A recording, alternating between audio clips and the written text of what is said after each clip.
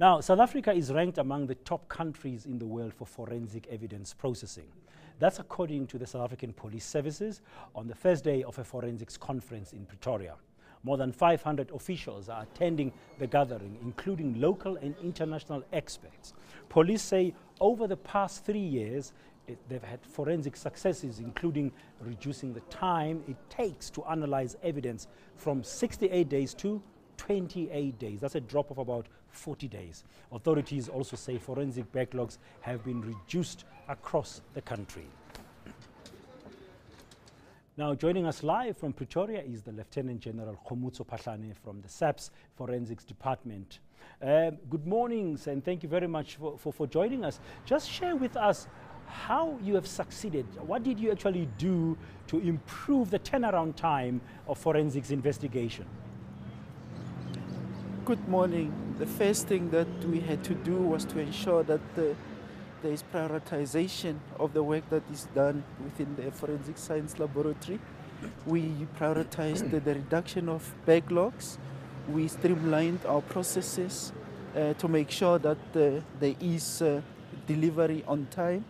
We make sure that we refocus our forensic analysts in terms of the work that they do to make sure that the cases that comes to the laboratory enjoy priority attention for processing to make sure that the cases are not delayed in courts. A couple of years ago, we had this huge backlog and there was an outcry in the media and lots of investigators complaining about the backlog. Did you have to invest in new skills as well? You've just outlined what seems like your main focus has been prioritization and processes. Was there anything else you had to do about your skills base? Yes, we ensured that we increase the number of our forensic analysts. Our forensic capacity has increased over the past 3 years. Government invested a lot from the criminal justice system's perspective, which enabled the procurement of new technologies, new equipment, which ensured the employment of highly skilled people within the environment, but also enabled us to do development interventions to make sure that we do the upskilling of the capacity that we have. Now, 28 days may sound good, especially when you've come from a long wait of 68 days. I mean, surely you can improve some more on that. What would be your next target? Where ideally do you want to be? Well, naturally we will not want to put ourselves under pressure.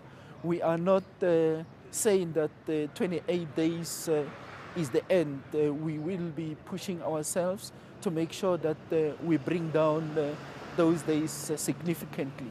There are some areas where we already are ensuring that the exhibits are processed within less than 5 days. For example, in our ballistics environment, the exhibits that come in will go out of the laboratory in less than 5 days. There are some areas where we have got a little bit of a challenge because of the volumes that are coming into the lab. For example, within the chemistry environment, with the operations on drugs and so on, the numbers that are coming are just too high, and we are trying to optimize our processes to make sure that we bring our timeline significantly down in those areas. Another area is the DNA.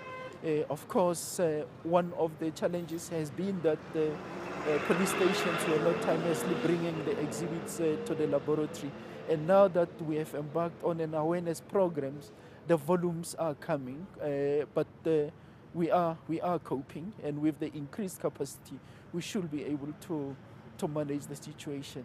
Okay, Lieutenant, thank you very much, Lieutenant General Khomotso, for joining us there from the SAPS Forensic Department. That's Khomotso Phahlane. We appreciate your time there. News that moves. eNCA.com.